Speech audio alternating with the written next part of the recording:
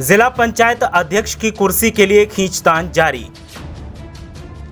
अखिलेश यादव ने बीजेपी की साजिशों का किया पर्दाफाश।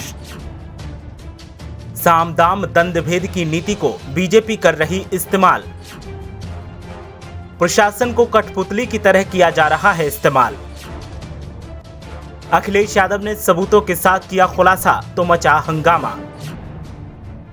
देखिए क्या सबूत अखिलेश यादव ने किए हैं पेश। देखिए अखिलेश यादव ने क्या क्या खुलासे किए हैं। उत्तर प्रदेश में जिला पंचायत अध्यक्ष ब्लॉक प्रमुखों के चुनावों की तारीखों का ऐलान होने के बाद से ज्यादा जिलों में अपनी सरकार बनाने के लिए हर राजनीतिक दल कोशिश कर रहा है।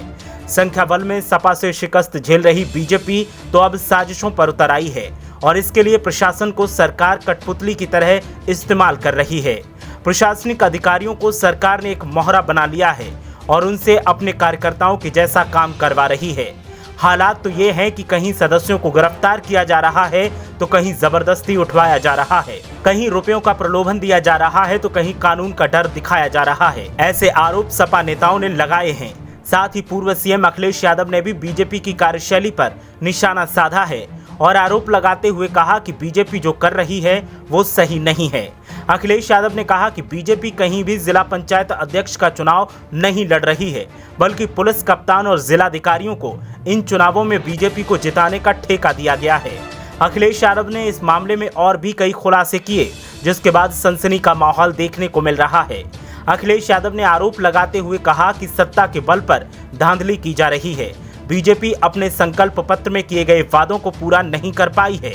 जनता बीजेपी से जानना चाहती है कि जो वादे किए गए थे उनको पूरा क्यों नहीं किया गया। अखिलेश यादव ने कहा कि जिला पंचायत की कुर्सी हथियाने के लिए बीजेपी जितनी कोशिशें कर रही है, अगर ये कोशिशें विकास कार्यों के लिए की होती और जनता से किए गए वादों को पूरा करने के लिए की होती तो आज बीजेपी को ये साजिशों का ताना बाना नहीं बनना पड़ता।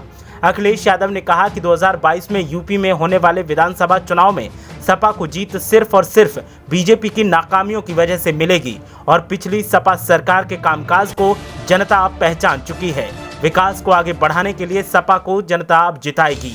उन्होंने कहा कि अगले विधानसभा चुनाव में प्रदेश की जनता बीजेपी को सत्ता से बाहर कर देगी। इससे कोई फर्क नहीं पड़ता कि वो किसके चेहरे पर चुनाव लड़ेगी।